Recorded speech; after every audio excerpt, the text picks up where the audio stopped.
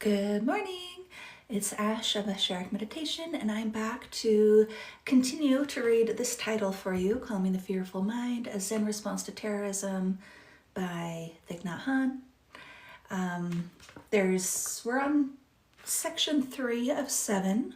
There's 2 sections already uploaded to my YouTube, which is Asheric Meditation. If you want to check it out, it's also linked through my bio. Hello, good morning. Thank you for joining us. After today's live read, I'm going to upload this to YouTube so that it can all be together so that you can listen to it. So we're going to dive right back in. We're just going to start. So chapter 3, Nourishing Peace. The Buddha spoke about the path of emancipation in terms of consumption. In the discourse on the sun's flesh, the Buddha taught that we consume 4 kinds of nutriments. If every day we are aware of what we are consuming and understand its nature, we can transform the suffering inside us and around us. Consuming with awareness is essential to ending terrorism. The first nutriment, edible food. The first kind of nutriment the Buddha spoke about is the food we eat. He advised us to eat mindfully so that compassion can be maintained in our heart. The foods we eat can bring poisons into our body that can destroy our compassion. They can cause suffering in our body, our mind, and in the world.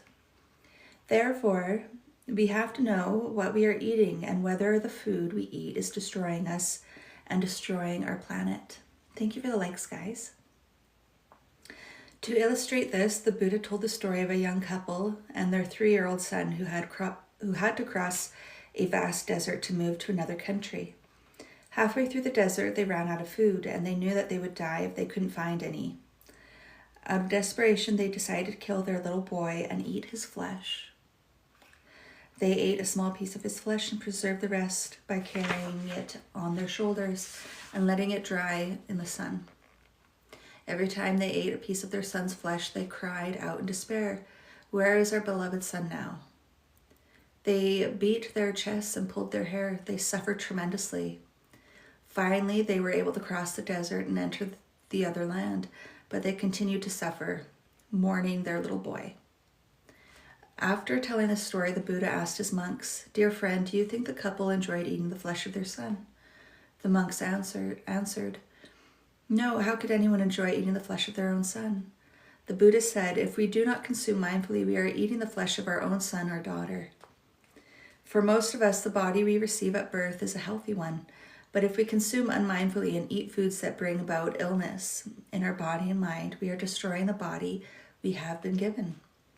We are unkind to our ancestors. Our body has been handed down to us by many generations, and we have no right to destroy it by the way we eat or drink. If we use drugs, drink alcohol, or smoke cigarettes, we are consuming poisons that destroy our body and mind. We are eating the flesh of our father, our mother, and our ancestors. We are also eating the flesh of our own children and our children's children, because this body that we are destroying is what we will hand down to our children and future generations. People tend to think, "This is my body, I can do anything I want, it is my life." But our body does not belong to us alone. It belongs to our ancestors, our family, and our children as well. Your body is the continuation of your ancestors.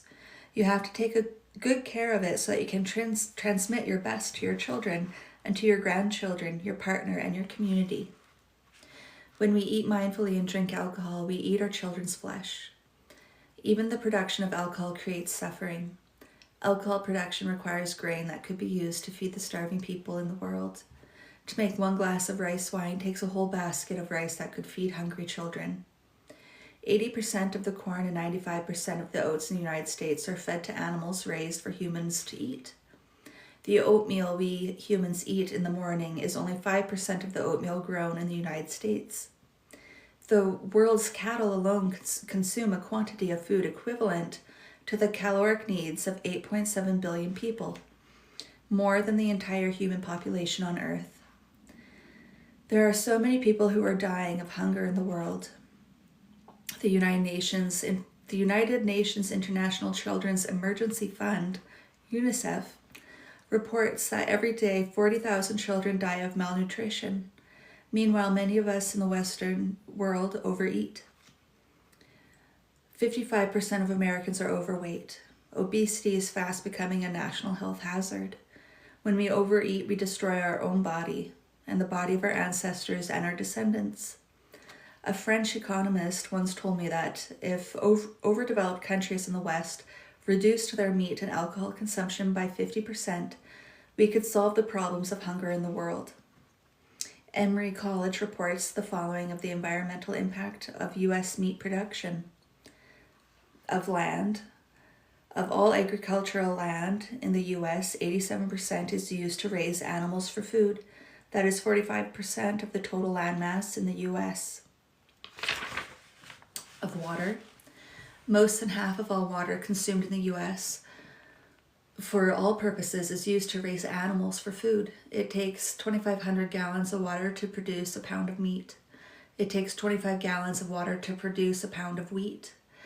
That is 25 versus 2,500 gallons of water. A total vegetarian diet requires 300 gallons of water per day, while a meat-based diet requires 4,000 gallons of water per day. Of pollution, raising animals for food causes more water pollution in the U.S. than any other industry. Animals raised for food produce 130 times the excrement of the entire human population, 87,000 pounds per second. Much of the waste from factory farms and slaughterhouses flows into the streams and rivers, contaminating water sources. Of deforestation, each vegetarian saves an acre of trees every year. More than 260 million acres of forest have been cleared to grow crops to feed animals raised for meat. An acre of trees disappears every 8 seconds. The tropical rainforests are being destroyed to create grazing lands for cattle. 55 square feet of rainforest may be cleared to produce just 1/4 pound of burger. The forests are our lungs. They give us oxygen and they protect our environment. If we eat meat, we are destroying the forests and therefore eating the flesh of our Mother Earth. All of us, including children, have the capacity to see the suffering of animals raised for food. We can choose to eat mindfully and to protect the happiness and lives of our fellow species and of Mother Earth herself. The way we eat even brings about war. The amount of resources we use to make meat is immense. The people in the U.S. are only 6% of the whole world's population, but the resources they consume are 60% of all the resources used on Earth. In the West, we live very luxuriously, eating far more than we need, while others are dying of hunger. We eat in such a way that we destroy the planet Earth.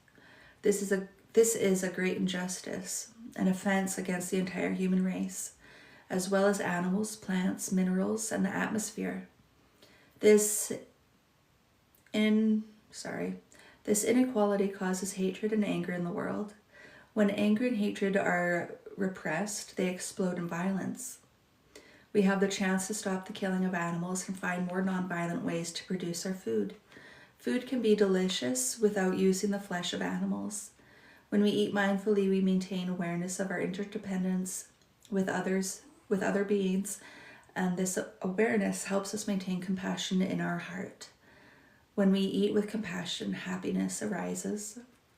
One way to nourish our compassion is to discuss with our family how to eat and drink with more mindfulness. Another way is, as a society, to look together at how we produce and consume food. The second nutriment, sensory food. Thank you for the likes, guys. Good morning, good morning. The second nutriment, sensory food. The second kind of food that the Buddha spoke about is sensory impressions. We eat with our 6 sense organs, our eyes, ears, nose, tongue, body, and mind. A television program is food. A conversation is food. Music is food. Art is food. Billboards are food.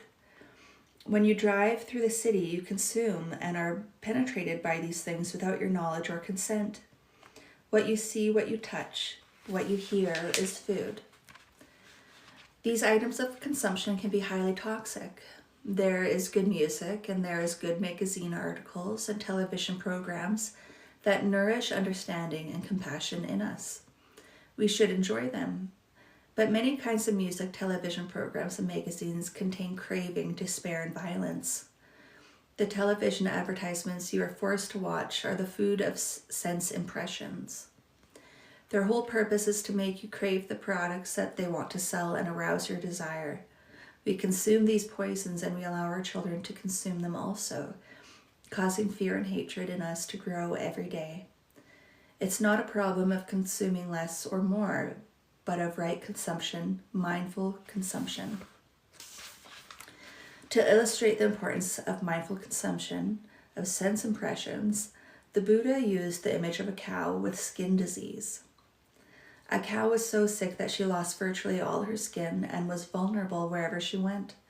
When the cow came close to a tree or an old wall, or when she entered the water, tiny creatures would come and suck her blood. The cow had no means of self-protection. If we don't know how to consume mindfully, we are like a cow without skin, the toxins of violence, despair, and craving penetrating right into the core of our being. According to the American Psychological Association, a typical American child will watch 100,000 acts of violence and 8,000 murders on television in his lifetime. That is too much. When parents are so busy and don't have time for their children, television becomes a dangerous babysitter. From a very young age, children already begin to consume very toxic sounds and images. They become victims of violence and fear. Oh, that's a lot to take in. There are people who argue that although they watched cowboy movies when they were young, they have not grown up to be violent. But the cowboy films of the past are not the same as the movies of today. Movies of a generation ago did have some violence, but a lot less than films have now, and they communicated some sense of morality. If someone committed an act of murder, he went to prison. At least the person who committed violence couldn't get away with it. Films now often show violence without consequences or responsibility. In many video games, people are shot and killed and then come alive again as fresh targets. When children play this kind of game every day, it is easy to understand how they end up bringing a gun to school and shooting others. This kind of game is infinitely dangerous. When children are young, they cannot distinguish between the game and reality. The nervous system reaction is what they're talking about. Because children consume this kind of sensory food every day through television and video games, they are constantly feeding the violence in their consciousness, subconsciousness, because children are usually unaware. You know what I mean. America is getting angrier and angrier every day. More and more we are consuming the kind of sensory food that brings violence and hatred into our bodies and minds. The energy of violence in people is being nourished everywhere in daily life. The violence in us overwhelms us and demands an outlet. We can choose sensory food that heals and nourishes us, or sensory food that poisons us. There are certain kinds of books and articles that make us feel very happy and light after we have read them. Certain music or talks may be the same. As we listen, we feel inspired and happy. We can choose to consume items that bring lightness, peace, and happiness into our body and mind. A simple conversation with another person can lead you to utter despair, or it can give you the hope and confidence you need. Sometimes after listening to someone talk, you feel very depressed. Conversations can contain toxins, so we have to speak and listen in mindfulness. Loneliness may push you to talk to anyone just to avoid being alone, but if someone is speaking in a very negative way, this kind of conversation can kill you. Only listen to and speak with people who nourish love and understand. Only listen to and speak with people who nourish love and understanding in you, unless you are speaking with someone with the sole purpose of helping them to transform their suffering and violence. The Buddha said that mindfulness is the capacity to return to what is happening in the present moment. We can be aware of what we are consuming. The way we produce and consume is destroying us, our young people, and our whole nation.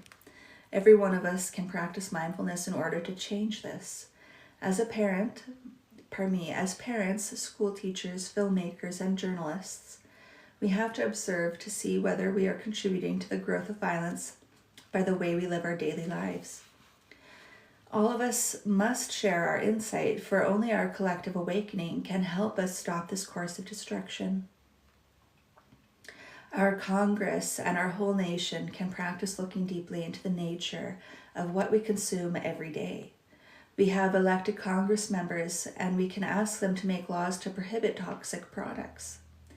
We can talk with our families and communities and make a commitment to mindful, intelligent consumption of both edible foods and cultural items. Consuming mindfully is the only way to protect ourselves and our society from the violence that is overwhelming us. When we consume mindfully, we receive nourishment and healing in our daily life, which allows us to embrace and transform the pain and violence in us. Then we will know what to do to make Earth a safe place for us, our children, and their children. This is the real practice of peace. The third nutriment, our deepest desire. The third kind of food is volition, our deepest desire. We have to ask ourselves, what is my deepest desire in life? Our desires can take us in the direction of happiness or in the direction of suffering. Desire is a kind of food that nourishes us and gives us energy. You have a healthy desire, such as a wish to protect life, to protect the environment, or live a simple life with time to take care of yourself and your beloved ones. Your desire will bring you to happiness. If you run after power, wealth, sex, and fame, thinking that they will bring you happiness, you are consuming a very dangerous kind of food, and it will bring you a lot of suffering. You can see this is true by just looking around you. In 1999, at a retreat for business leaders, many people shared that those with great wealth and power also suffered tremendously. A very wealthy businessman told us of his suffering and loneliness.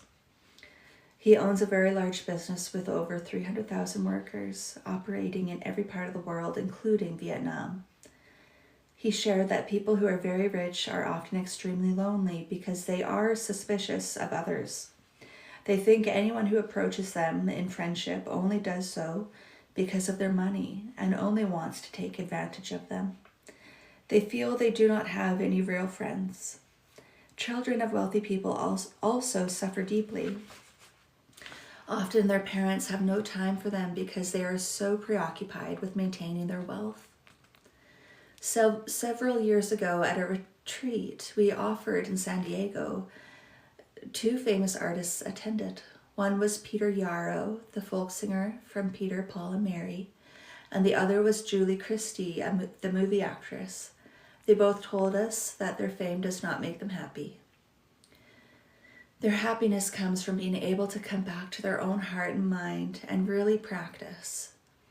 Odette Lara, the Brazilian filmmaker, attended a retreat in California in the early 1980s, and afterwards she wrote to me a letter.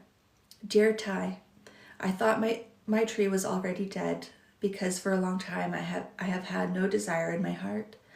But this morning I woke up and suddenly felt a new desire, a new bud coming from the tree that I thought had no life. The Buddha had a very deep desire, but it was not for money, fame, power, or sex. Siddhartha, who became the Buddha, had had enough of that when he was a prince. His desire was to transform all of his suffering, to be happy and to help other people suffer less. He didn't want to follow his father and become a king or a politician. The Buddha is still helping us 2,600 years later. When he became a monk, Siddhartha lived very simply. He only had 3 robes and a bowl, and he walked everywhere. He lived like this for 40 years. He brought happiness to himself and countless other people without desiring wealth, sex, power, or fame. To illustrate the third kind of food, The Buddha gave the example of a young man who wanted very much to live, but there were two stronger men who wanted to kill him. They dragged him toward a pit of burning coals, and though he struggled against them, in the end they overpowered him and threw him into the pit. The Buddha said that our desire is like those two strong men. Our desires can drag us into a pit of burning coals, or they can lead us to happiness, health, and peace. If you allow desires for wealth, if you allow desire for wealth, sex, power, fame, or revenge to overwhelm you, then you are being dragged by those two strong men into the pit of coals. Ask yourself, where is my desire taking me? What is this nature? What is its nature? Is it for a bigger house, a better job, a degree, fame, a high position in society? Or is it something deeper? Don't let your desire be small. It should be very great. If it is not a great desire, you will be pulled away by many smaller desires. Please take some time to write down your deepest desire. Do you want to live as a free person without worries or craving? The desire to be a free person is very worthwhile. To be free means you are no longer the victim of fear, anger, craving, or suspicion. Do you want this? Maybe you want it, but you do not want it enough. You have other desires that get in the way, such as wanting a bigger house or a better car or tastier food. Those little desires distract you from your more noble desire. If Siddhartha's desire for freedom had not been strong, he would have not been able to overcome sensual desires. If you want to realize your deepest desire, you have to really want it. Perhaps you desire better communication with your partner. Maybe you have difficulty with your partner and you cannot look at each other anymore. Maybe you desire a closer relationship with your children. When you and your family are happy, then you have the opportunity to help other people and to help your country. Many of us want to help our country and the entire human species. But because this desire is not nurtured enough by our environment, we are easily distracted. Becoming a monastic is a bit like joining a revolution. You have to be willing to give up everything because you want liberation so much. Again, we are reading Calming the Fearful Mind is in response to Terrorism by Thich, Nhat, Hanh. Thank you for the likes, guys. If you missed the rest of this, you can find it uploaded to my YouTube later today as Asheric Meditation, ASHERIC Meditation. Cultivating compassion. Some people spend their whole life trying only to get revenge. This kind of desire or volition will bring great suffering not only to others, but to oneself as well. Hatred is a fire that burns in every soul and can only be tempered by compassion. But where do we find compassion? It isn't sold in the supermarket. If it was, we would only need to bring it home and we could solve all the hatred and violence in the world very easily. But compassion can only be produced in our own heart by our own practice. Right now, America is burning with fear, suffering, and hatred. If only to ease our suffering, we have to return to ourselves and seek to understand why we are caught up in so much violence. What has caused terrorists to hate so much that they are willing to sacrifice their own lives and create so much suffering for other people? We see their great hatred, but what lies underneath it? Injustice. Of course, we have to find a way to stop their violence. We may even need to keep people locked in prison while their hatred burns.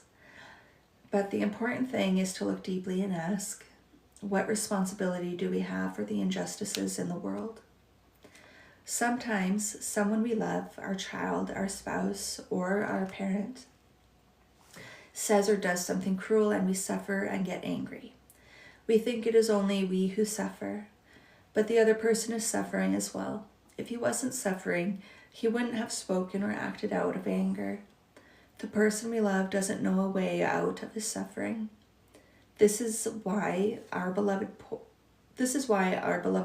out all his hatred and violence onto us.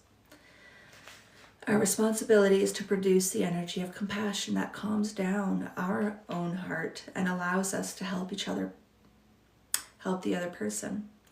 If we punish the other person, he will just suffer more.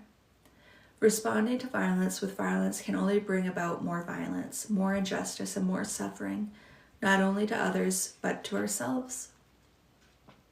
This wisdom is in every single one of us. When we breathe deeply, we can touch this seed of wisdom. I know that this energy of wisdom and of compassion in the American people could be nourished for even 1 week. It would reduce the level of anger and hatred in the country. I urge all of us to practice calming and concentrating our minds, watering the seeds of wisdom and compassion that are already within us, and learning the art of mindful consumption. If we can do this, we will create a true peaceful revolution, the only kind of revolution that can help us get out of this difficult situation. Some people may think the life of a monastic is mysterious, but in the monastery, all we do is practice producing compassion and looking at all species with the eyes of compassion and love. To do this, we have to be very careful of what we consume. Whether we are eating a bowl of rice, enjoying a field of flowers, or nourishing our deepest desire, we practice doing it as mindfully as possible, conscious of each breath. The fourth nutriment, consciousness. The fourth kind of food is consciousness. In Buddhism, we speak of consciousness as having 2 levels. The lower level is called stored consciousness, and the upper level is called mind consciousness.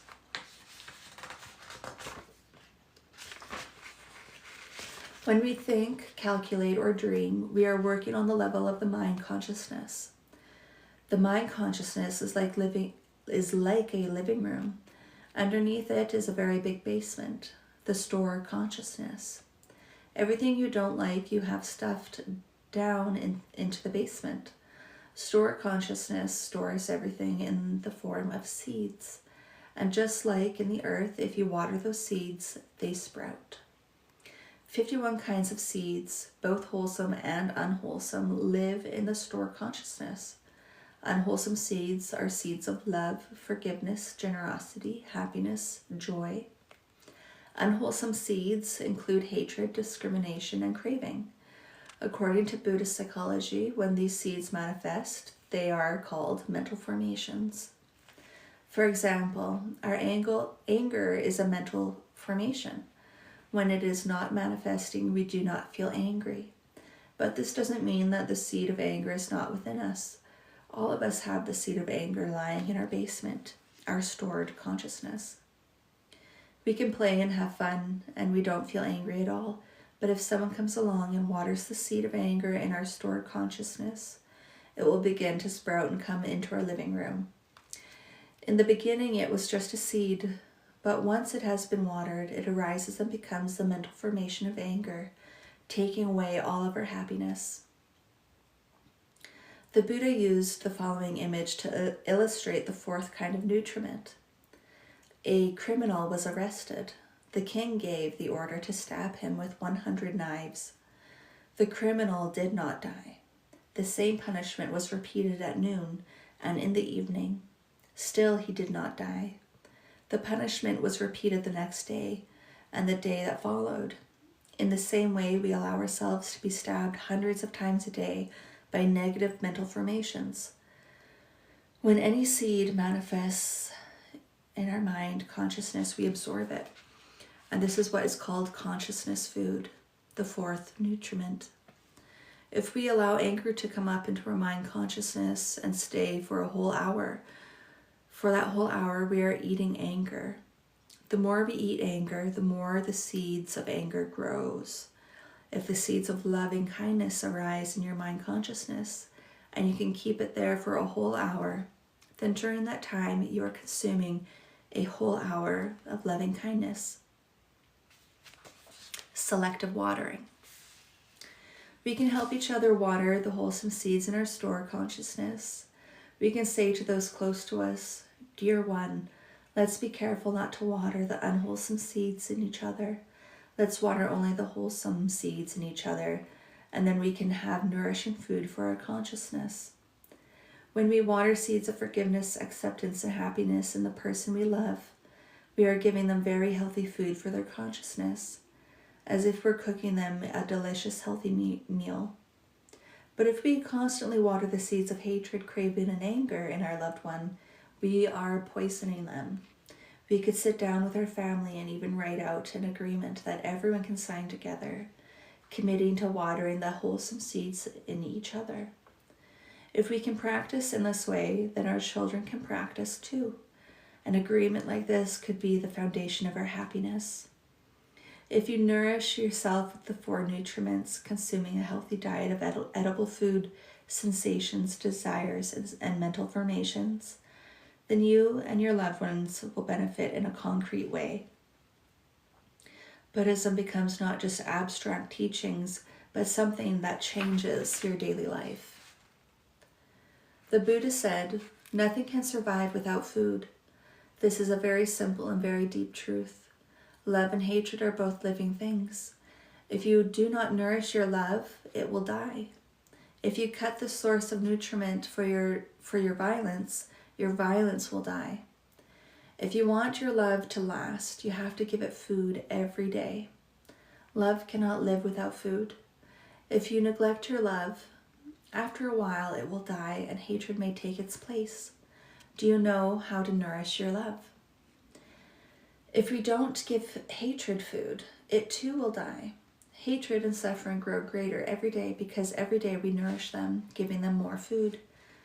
With what kind of food have you nourished your despair and your hatred? If you are depressed, you may have no strength and no energy left. You may feel that you want to die. Why do you feel like that?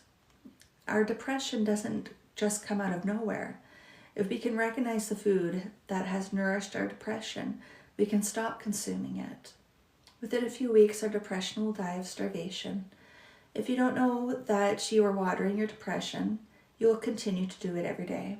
The Buddha said that if we know how to look deeply into our suffering and recognize what feeds it, we are already on the path to emancipation. The way out of our suffering is mindfulness.